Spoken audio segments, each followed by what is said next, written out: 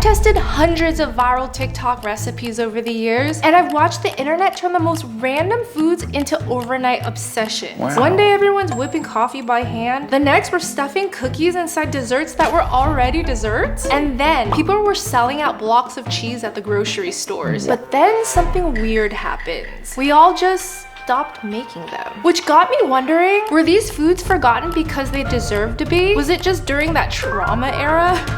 Or did TikTok leave some really good recipes behind because we all just moved on? So today, I'm bringing back the biggest viral TikTok food trends to see which ones belong in the TikTok graveyard and which one deserves a second life. Of course, we'll begin with the food trend that started it all, the Dalgona coffee. Because before TikTok trends were everywhere, this recipe is the one that took over everyone's kitchen, and I think we all know why. We're gonna start with some instant coffee, some sugar. I feel like the sugar to coffee ratio here is a lot. And some hot water. And now just whip it up until it's nice and foamy. If I remember correctly, this whipping part took forever. Or maybe I just needed a new frothing wand because that was pretty quick. And it smells so good. To finish our Dalgona coffee, I have a glass of ice. I'll just pour in some milk. There's a lot of Dalgona to add, so I'm just gonna fill it halfway. And now we add our whipped coffee right on top. That is so pretty.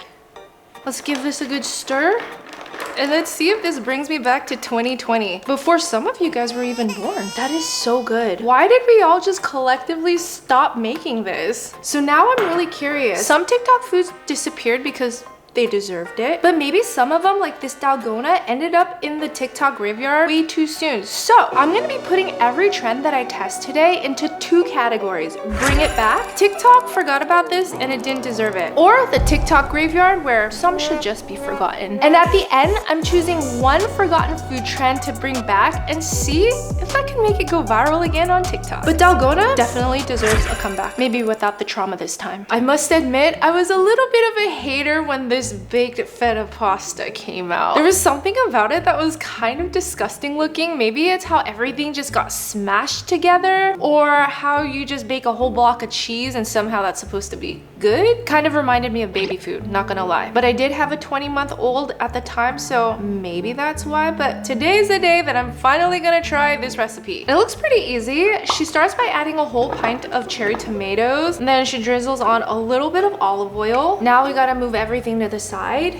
Let's add a few cloves of garlic and then the whole block of cheese. I feel like this recipe unlocked the era where everybody started baking with the whole block of cheese. I don't know if it was because it was good or if it was rage bait. Rage bait was also huge at the time. But for a while, my whole FYP was just baking with the whole block of cheese. And thank goodness that era ended. She adds some chili pepper on top of the feta, drizzles it with more olive oil, salt, and pepper, and then we bake for 15 minutes in the oven. And while that bakes, I cook my spaghetti. Whoa, it is bubbly. The tomatoes look nicely roasted. The feta block should be able to mash pretty well. My question is, are the garlic cloves going to mash easily? There's only one way to find out. Ooh. And the answer is semi. We're gonna be eating chunks of garlic here. But now she mashes everything together, and this is the part I'm talking about. It's just not pretty. You eat with your eyes first, and there's just something about this. I'm still not fully convinced. But somebody said, this is the easiest, quickest, and most delicious dish I've found in the past year. And somebody else said, all of us having the same dinner tonight. I really hope it's as good as you all say it is. But now she adds in fresh basil. Just tear it in. Add our spaghetti, and let's mix it all up. Kind of clumpy. I've seen a lot of people use shorter pastas for this, but the original poster used spaghetti, so that's why I'm using spaghetti. So I noticed once I added the pasta, the cheese clung to the pasta and it made the sauce a lot thicker, which actually gives the illusion of a super creamy pasta. Now I have to try it. And because I'm not a savage, I'm gonna transfer it to a bowl.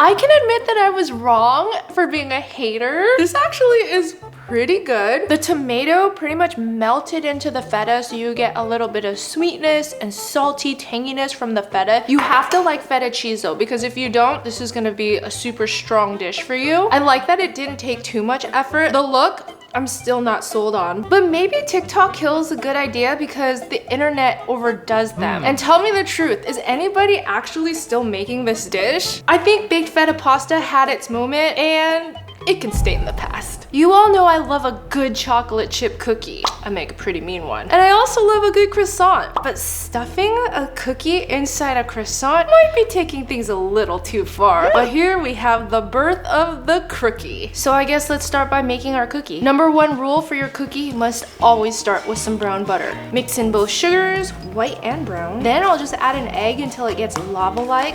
Now I just add in some salt, baking soda, and vanilla extract. I always try to aim for the baking soda. Mix it again. Then we're gonna add our flour and chocolate chips. And that's how you make my viral brown butter chocolate chip cookies that thankfully was not forgotten. Now let's stuff this inside a croissant. Here's our nice, beautiful, buttery croissant. Let me just go ahead and cut it in half. So it doesn't look like she cuts it all the way through, but now we're gonna spread a good amount of the cookie dough right inside. Somebody said, this looks appetizing, but at the same time, it doesn't. I'm a little on the fence about that though, because I love a good chocolate croissant. This one just kind of takes it over the top. Because not only do we stuff it inside, we also top it on the outside, kind of like a thin layer. And I guess let's bake it off and see if this is taking it too far. But my question is the croissant gonna burn? Our cookie has cooled, and just as I suspected, our croissant is a little too dark. But the cookie around it looks good. But let's see what it looks like inside. Ooh. It looks like a hot mess. That's what it looks like. And somebody said something about bread stuffed with a cookie doesn't really sound good. I guess I'll just let you guys know. After that bite, I need some milk. That's what I need. Something about rebaking the croissant made it super duper dry, and then you end up getting like sandpaper feeling bread mixed with the cookie dough, which is still soft and gooey, but then it takes away from the sweetness of the cookie. I'm not really sure how to explain it, but it just felt really dry in my mouth. But if you really wanted a cookie stuffed inside of a croissant, here's how I do it. Take a fresh croissant, slice it open, get our freshly baked cookie here. It's still warm, so it's nice and gooey. I don't think we need an extra top layer, but this is how I would do a chocolate stuffed cookie croissant. Okay. You get your chocolate croissant plus a little extra something from the nice crispy gooey cookie dough. Sometimes TikTok just likes to overcomplicate things, and I would say the original crookie can go back to the TikTok graveyard. So around 2021, TikTok became the place where we learned how to work smarter, not harder. And this tortilla hack was the perfect example of that. With this tortilla hack, people were making everything from sandwiches to breakfast burritos. They even used seaweed and rice to make a sushi wrap. So today, I'm actually gonna try to make a crunch wrap supreme using this hack. Okay, so it's pretty simple. All you have to do is take a large burrito-sized tortilla, and then you just cut a slit from the middle to the outside. Ta-da! And this is the part where it gets a little tricky, because where you place everything makes a big difference. So think of it this way. You have 4 quadrants. I actually have to do this because I'm not sure where to place everything. So everything that you don't want cooked or melted goes into the middle. And anything you want cooked and hot goes on the outside, which means, let me place my finger. This half right here is where we're gonna put our cheese and our meat. I'm gonna put my cheese right here. And luckily I already have some refried beans and some taco meat ready to go. Okay, we got our bean down. It's gonna be the glue that holds together our meat. And since a crunch wrap supreme has sour cream and lettuce, I'm gonna use the sour cream to act as the glue to hold down my lettuce and tomatoes. And for the crunch portion of our crunch wrap, I think this tortilla can handle some Doritos, nacho cheese for extra flavor. And somehow I really do think this is gonna work, because we're working smarter, not harder. And all we have to do now is cook it up, and everything should stay neatly inside this perfect little pocket. I don't have to wrap, I don't have to do anything, and my tortilla didn't even break. Got my skillet, let's get it hot. Okay, our pan's ready, and now I'm just gonna toast up each side until it's nice and crispy. Wow. Look at that crisp. Okay, now I gotta make sure the cheese side gets nice and melty. And here is our crunch wrap supreme using the tortilla hack. The best thing about this is that you can cut it in half and make it just like an easy wrap sandwich that you can hold and eat. So let me cut it in half. And of course a reveal. I gotta have my Taco Bell hot sauce. Well, let's try this.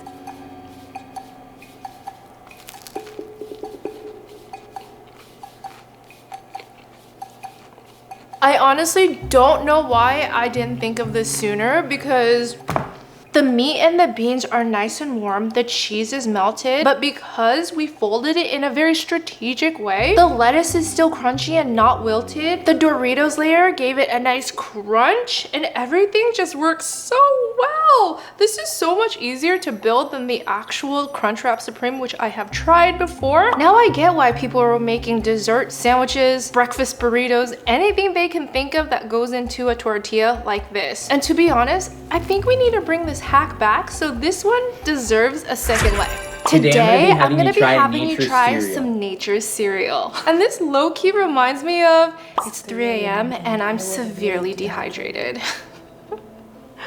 But somehow, TikTok convinced millions of people that berries and fruit floating in some coconut water would be as good as regular cereal floating in milk. And celebrities like Jason Derulo even got into the action. I wonder whatever happened to him. But today we're gonna find out, because we're gonna start by adding some blueberries into a bowl, some strawberries, pomegranates, and I'm gonna throw in some blackberries and raspberries too. And this is where it gets a little bit nuanced, because some people decided to add some ice cubes to theirs, while the original poster didn't. But I feel like this could use some ice to make it really refreshing, like the huache. So we're gonna add a few. And now I pour in some coconut water into my fruity coconut bowl. Because there were so many reinterpretations of this trend, I really wonder, did people actually love it, or did they just need to find out what the hype was all about? Somebody said, you about to poop your soul out in a few. And somebody else said, for some reason, that looks bussin'. Which also makes me wonder, are we still using bussin'? Literally, this is just fruit in water. It's not bad, but because the fruit is so sweet, it kind of takes away any of the coconut water flavor, which then the liquid just tastes like plain water. And I feel like this is one of those rage bait recipes. Good, but it can stay in the TikTok graveyard. We'll take our huache. I remember when there was a time where avocado toast was the toast to rule the internet. And it was until something called the custard toast came around. And I think the internet was just so shocked that in all caps, someone said, you can make custard with yogurt and an egg? Apparently you can. It's supposed to be like a cheesecake toast for breakfast, but I haven't seen this made in a while, and avocado toast definitely came back. So let's see if the custard toast also deserves to come back. We start with some yogurt, and I'm just using some raspberry yogurt here for some flavor. This one's nice and thick. Now we crack in our egg, a little bit of vanilla extract, and let's just mix it all up. I'm gonna need to switch to a whisk. The problem with my yogurt being too thick is that it's not really mixing that well, but let me try to get this as smooth as I can. Good enough. Now we take a thick slice of bread and just smush the middle down to create a little well for the custard. Except my bread is a little too spongy. It keeps bouncing back. Okay, that looks like a pretty good vessel for this. Now let's spoon some of our custard in. Ooh. And then we top it with some berries. And the best thing about this that everybody says is that you just have to air fry it for a few minutes. And our toast is ready. And whoa, that looks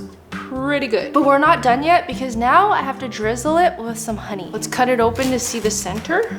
Oof, it looks runny but firm at the same time, because the top is definitely cooked. I don't know about this. Well, let's give it a try. Somehow it manages to taste like nothing. Just bread with a little bit of nothing sauce and some fruit that's warm and hot. And maybe it's because I didn't add enough honey, but I can see why this trend died, because it tastes nothing like a cheesecake, and in a way it kind of morphed into something else, because nowadays it's more like protein everything, where cottage cheese might have replaced the yogurt and done in a better way. So this custard toast can stay in the TikTok graveyard. But seriously, how did this ever go so viral? This might be the recipe that completely changed how I looked at leftovers. And Emily Mariko may have single-handedly jump-started my salmon rice bowl obsession. And somehow I was actually excited to eat leftovers. So she starts by flaking her leftover salmon into a bowl. You need to flake it pretty finely, and I've got this down to a science. Then she adds her leftover rice, which is kind of funny to me because growing up Asian, rice with leftovers wasn't really a trend. It was just a way of life. And the thing that I was always curious about every time Emily Mariko did this was adding an ice cube right in the center of the rice, then scrunching down deli paper right on top of it to only heat it up in the microwave. I feel like the ice helps to fluff up the rice, but why the deli paper? And here's the part that really confuses me, because once you open up the deli paper,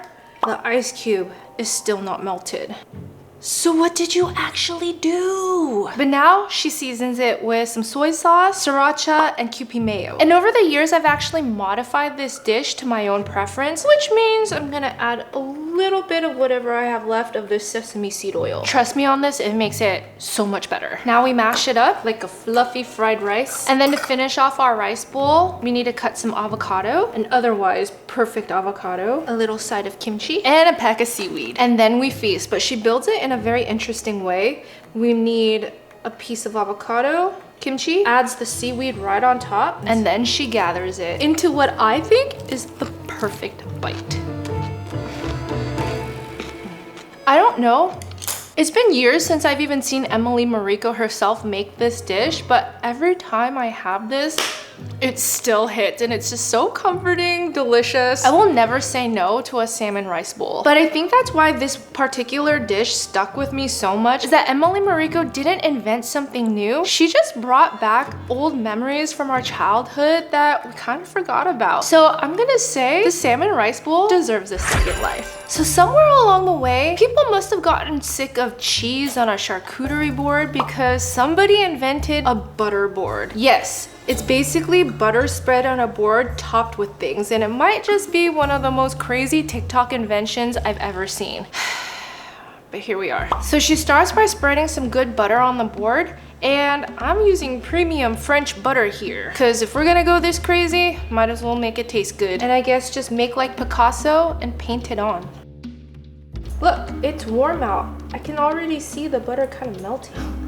I have to admit, when I saw this first come out, I was like, why though? Because part of me wondered if it was rage bait, but the more practical side wondered, who eats this much butter? And I guess it's meant for serving a crowd, but then I don't know about you, but I don't trust double dippers. And that might be the extent of my butter board, because this butter was expensive. Imagine this melting on a hot day and it just becomes a butter slip and slide. But now we top it with some things. She starts by adding some sea salt, zest of a lemon, some thinly sliced onions, herbs, and then she tops it with some edible flowers. And I have some marigold that I just plucked from the garden. And then last bit, a drizzle of honey. And let's see why this butter board became such a phenomenon.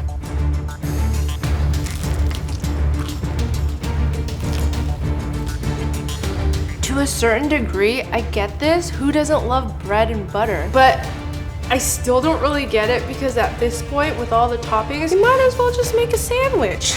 And if it's to serve people, like I said, double dipping. And while I feel like this butter board trend morphed into the girl dinner and back to charcuterie boards, I feel like this trend quickly died for a reason. So I'm gonna send it back to the TikTok graveyard. And after all the forgotten TikTok trends that we tested today, only 3 made it out of the graveyard. But I can only pick one to bring back and see if we can make it go viral again. And the one that I'm choosing will be the tortilla hack, because it's so versatile. You can pretty much stuff anything in there, and it's easy and good. And for my Crunchwrap Supreme, we can have Taco Bell at home. So let me go ahead and post my video and see if we can revive this trend again. Caption: who remembers this tortilla?